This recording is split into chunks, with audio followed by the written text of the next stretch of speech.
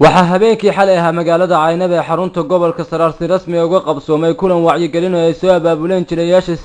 Jawaan iyo Sooraan kulankan oo ay ku wacyigelinayeen bulshada waxqabadka xukuumadda iyo waliba ka qayb qaadashada wadada dheer ee isku xidha gobolada Togdheer iyo Sanaag kulankan wacyigelinta ay soo qaban qaabiyeen jilayaasha Jawaan iyo Sooraan ayaa waxa ay ka soo qayb galay boqolaal dadweynaha kuwaas dhuuxayay macnaha kulankan wacyigelinta uu leeyahay jilayaashan ayaa iyagu dadka ku wacyigelinayay sida looga qayb qaadan lahaa horumarka dalka ay hormuud ka tahay wadada dheer ee isku xidha gobolada Sanaag iyo Togdheer sidoo kalena waxa ay jilayaashan soo bandhigeen intii ay kulanka wacyigelinta ku guda jireen macaanka ay nabadu leedahay haddaba dadweynaha gobolka Saraar dhabaantiin waxaan idin sheegaynaa inuu qof kasta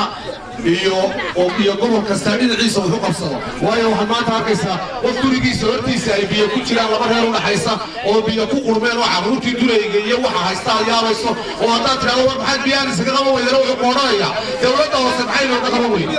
waa dowlad hoose lagu qaaday labayska lagu ciido ku shubaabay ahayd waxa weeye walaalayaal filkii waan idiin soo daayaynaa dibudhig ma waadi ka qayb qaado dibudhiska dalkaaga waa fil sawiraa waa qaabka wadooyinka loo wado waa wixii inoo qabsoomay iyo waxa inoo qabyana qof kasta waxa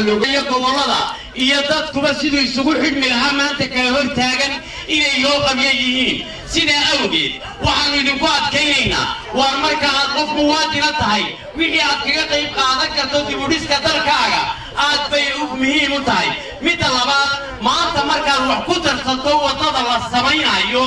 inta yare aad ku darsatay waxaad tahay muwaadin wadada wax ku leh dhaqaalaheeda iyo lixishacladeedu way ku gelayaan sida awgeed qof kasta oo muwaadin ah ka qayb qaato dibudhiska dalkiisa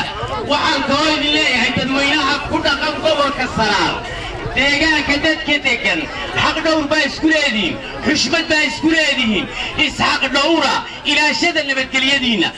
si kastaba ha ahaatee kulanka wacyigelinta jilayaasha Jawaan iyo Sooraan ay ka fuliyeen qayb ka mid ah gudaha magaalada Caynaba ayaa ah mid ay ka sinaan doonaan gobolada bariga Soomaaliland iyadoo subaxii saaka ahna u sii kicitimay xagga iyo magaalada Ceerigaabo ee xarunta gobolka Sanaag waana markii ugu horeysay ee jilayaasha Sooraan iyo Jawaan kulan noocan oo kala oo turjumaya waxqabadka xukuumadda Soomaaliland oo garwadeenka ka yahay madaxweyne Axmed Maxamuud Sinaayo iyo waliba ka qayb qaadashada wadada dheer isku xidha gobolada Sanaag iyo Togdheer ay ka fuliyeen magaalada Caynaba maslax Salmaan sida Koronto telefishinka caalamiga Somali Channel Caynaba